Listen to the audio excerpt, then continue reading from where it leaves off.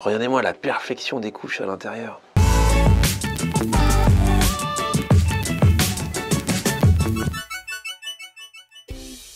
Salut tout le monde, bienvenue, nouveau vlog aujourd'hui. Aujourd'hui je suis à Paris dans le quartier d'Opéra. Je vais dans un resto très réputé qui s'appelle le Drouan. C'est un resto qui existe depuis le début du XXe siècle. C'est le resto qui accueille tous les mois les réunions de l'Académie Goncourt qui élit chaque année le fameux prix littéraire, le prix Goncourt depuis la nuit des temps. Donc c'est vraiment un restaurant mythique. Comment je me retrouve là?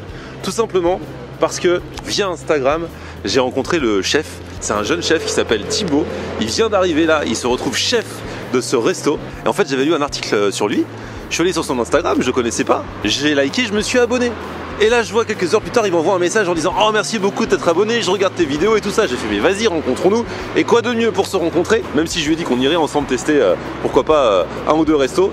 Mais pour la première rencontre et pour mieux le connaître, rien de mieux que de découvrir sa cuisine. Donc du coup il m'accueille dans son resto et on va faire connaissance ensemble autour des plats qu'il prépare au restaurant Drouan. Allons-y.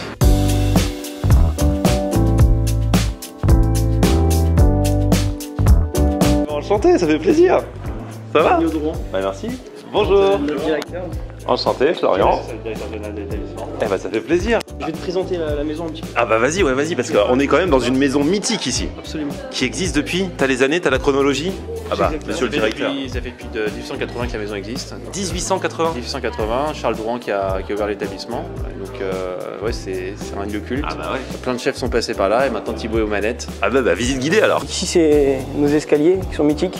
Et c'est là en fait, exactement là où on est, c'est là où le prix Goncourt annonce le prix Goncourt. Ils se mettent en haut des marches. Ils se mettent ici, donc alignés. Comme une scène. Voilà, comme une scène, et il y a toute la presse en fait qui attend en bas. Et eux ils sont en bas.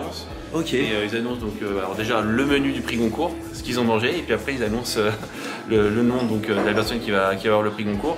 Et donc juste ici en fait on a un de nos salons qui se privatise. C'est pas vraiment un salon, mais qu'on appelle le salon bibliothèque. On détient en fait l'intégralité de la collection des prix Goncourt, donc du premier jusqu'au dernier. Tout ça là. Tout en édition. Donc du coup il y en a combien? Et bah là pour l'instant là on en a une centaine. Une centaine, hein, bah oui. Une centaine. L'amant de Marguerite Duras. On est au cœur de l'histoire littéraire. Exactement. Française. Exactement. Et culinaire. Du coup.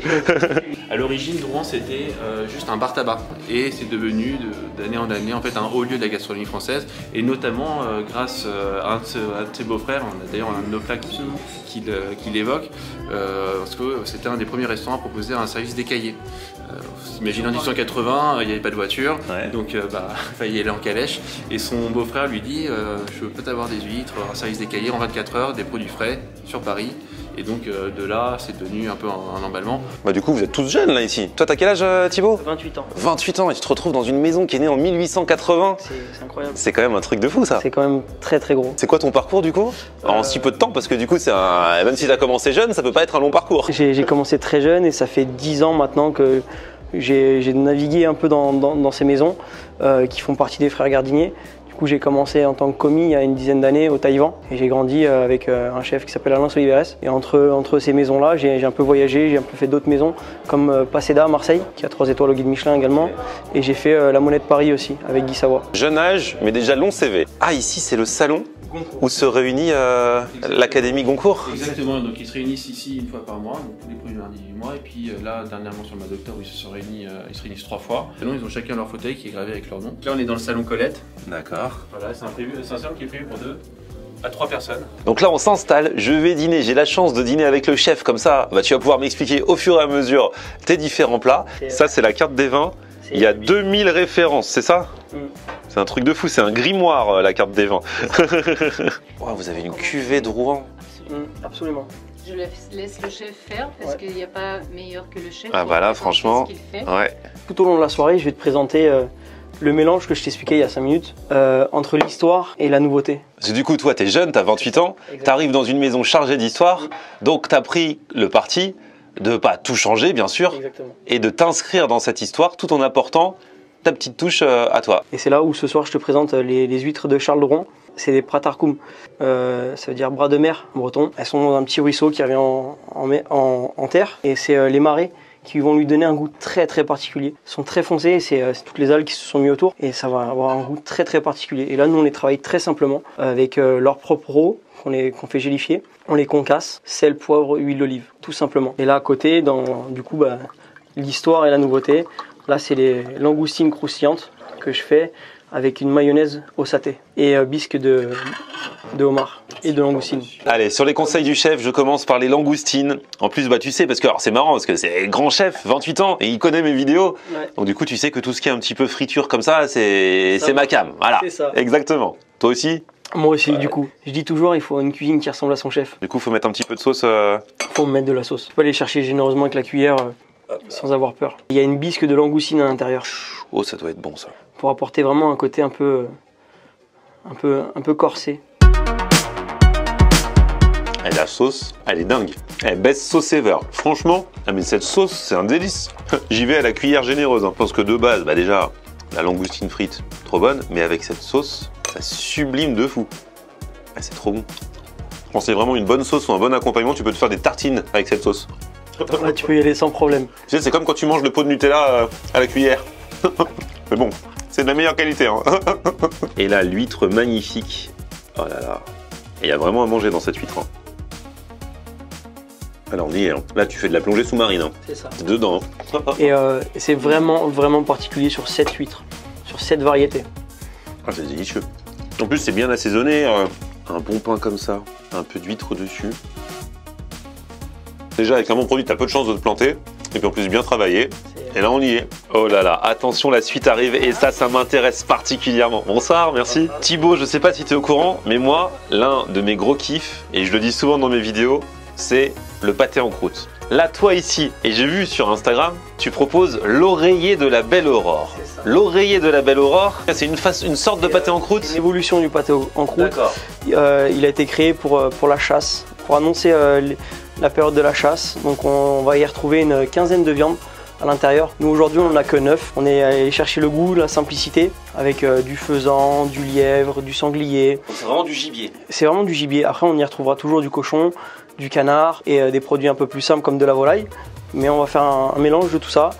Et on va bien séparer les farces comme tu pourras regarder si tu veux. Ouais. Donc là tu vas le couper en live, c'est ça? Exactement. Ah là là. Et l'autre entrée justement, tu peux nous présenter? Du coup c'est l'os à moelle avec un tartare de bœuf d'une bavette d'aloyau coupée au couteau.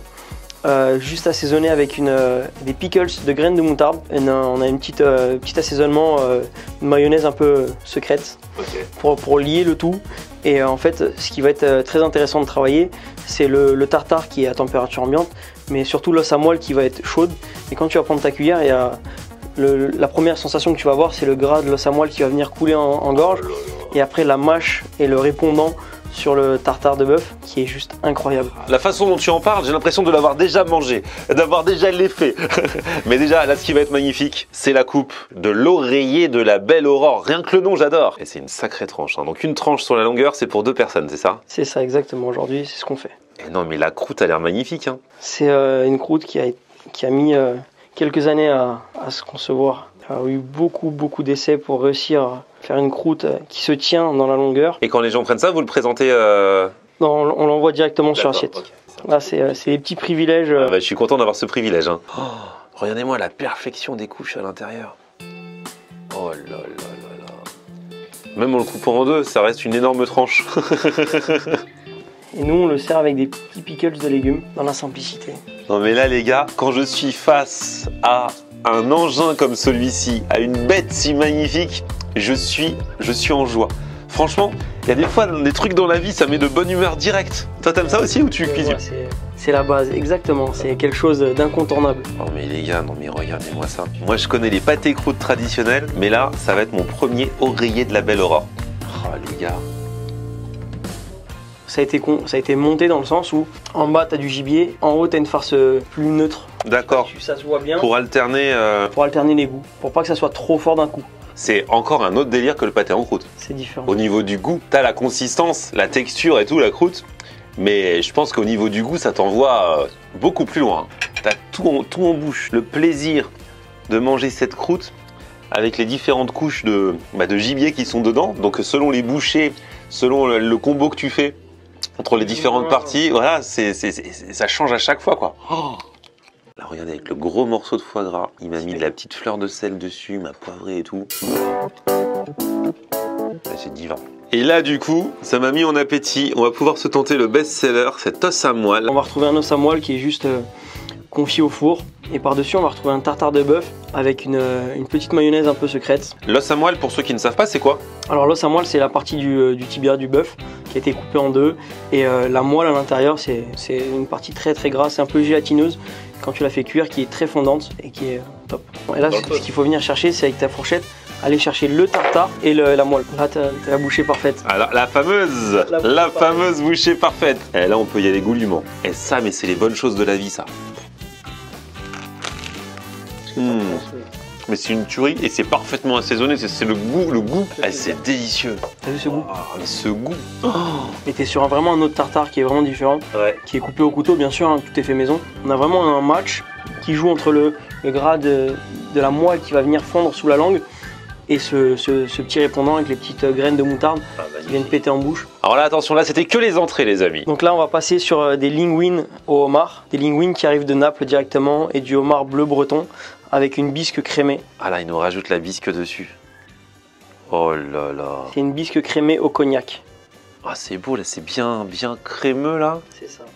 Et là, à côté, tu vas retrouver donc le lièvre façon sénateur couteau. Alors, c'est quoi sénateur couteau? Alors, le sénateur couteau, c'est une variante du lièvre à la royale qui a été créée à l'époque pour le roi Louis XV. Du coup, vu qu'il avait des problèmes de dents, le chef a créé à l'époque quelque chose de plus onctueux et de plus facile à mâcher. Exactement, c'est plus facile à manger, c'est très onctueux. Et là, on va rajouter donc cette fameuse sauce au civet. Voilà.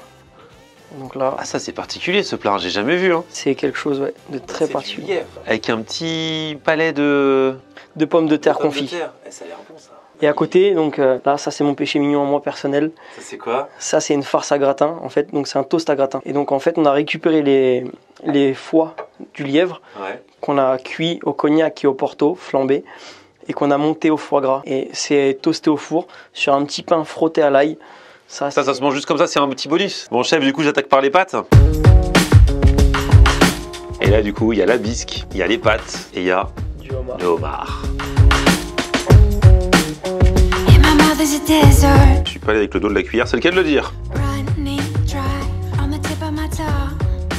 Et la petite bisque, elle est vraiment délicieuse. Hein. Mais ce que j'ai hâte de goûter, parce que ça du coup c'est exquis, c'est très très bon. Mais c'est quelque chose peut-être que je connais plus, hein, c'est des pâtes avec un très beau homard et une très bonne bisque. Là, le plat de lièvre, ça a l'air très particulier. Parce que du coup, le lièvre, c'est fort en goût. C'est très très fort, c'est très faisandé. Et c'est travaillé de telle sorte aussi pour garder cette force. Donc on est sur des longues cuissons, il y a à peu près 36 heures de cuisson du coup. Et justement pour garder cette force et cette puissance sur le goût du lièvre. La sauce est adoucie par des petites notes de chocolat. Mais ouais, c'est très très fort.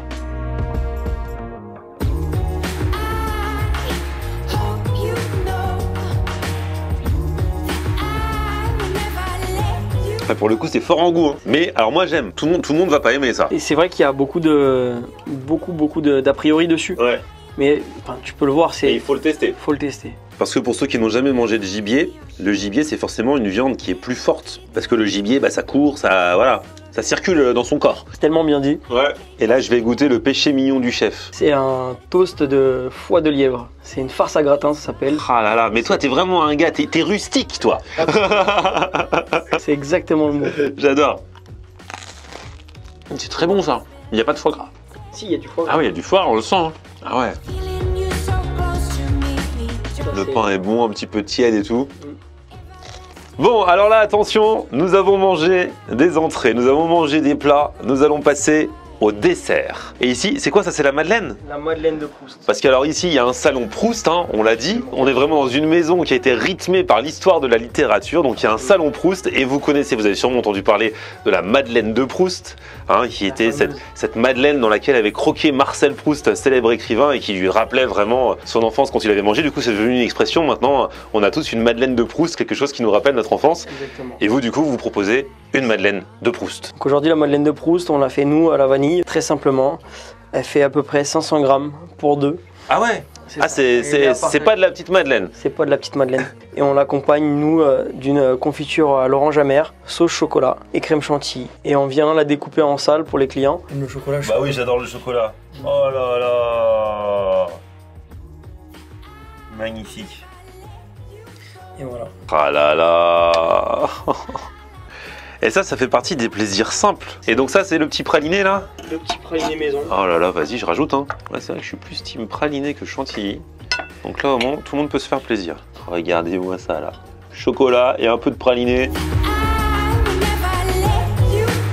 Pour ceux qui ne connaissent de la madeleine que celle qu'on vous sert à la gare, là, vite fait, ou dans le train, là, c'est autre chose. Ça reste un plaisir simple, mais trop bien fait comme ça, avec en plus le petit praliné et tout, c'est que du bonheur, les amis. Il est quand même plus léger qu'une madeleine, mais elle est pas, tu sais, il y a des madeleines qui étouffent. Là, elle est quand même légère. Enfin. Mais ça, tu peux aussi bien la manger au petit déjeuner qu'au goûter. Hein. Et bah franchement, mes amis, c'était une super soirée. Et merci beaucoup pour cette découverte, Thibaut. Merci. Et franchement, Merci à toi. retenez son nom, car Thibaut, on entendra parler, ici ou ailleurs, ou les deux. Les deux peut-être. Il a que 28 ans, on a le temps encore d'entendre parler de toi. Absolument. Et le temps grandir que aussi. Exactement, le temps que tu vives encore plein d'aventures. En tout cas, bah, je vous mets les infos hein, si vous voulez vous faire vraiment un kiff et venir tester le restaurant. Le midi, il y a un menu à 46 €. à 46 €. Voilà, sinon il y a la carte, mais franchement, c'est quelque chose, ça fait partie de ces expériences, le tout dans la bonne humeur et puis dans un lieu vraiment d'exception qui est chargé d'histoire, voilà, c'est le mot. C'est le mieux. C'est top. Bah écoute, bravo à toi. Merci. Merci à toute l'équipe aussi, merci hein, pour l'accueil. À bientôt. Et puis bah à très bientôt pour la suite. Et alors on a dit on fera un round 2, mais je t'embarque avec moi pour tester un resto quand tu veux. Avec grand Tu plaisir. me dis à peu près ce que t'aimes, machin, et hop, on va Je pense que tester. t'as compris un peu l'histoire. Ouais, j'ai compris l'histoire. On a des délires communs. Ouais. On va bien s'entendre. Allez, à très bientôt. En tout cas, petit pouce vers le haut si vous avez kiffé la vidéo. Vous vous abonnez à ma chaîne et puis on se retrouve sur mon Facebook, Florian On Air, et Twitter, Snapchat, Instagram. C'est aussi Florian On Air. C'est bien. On aime regarder Florian on air. Ok.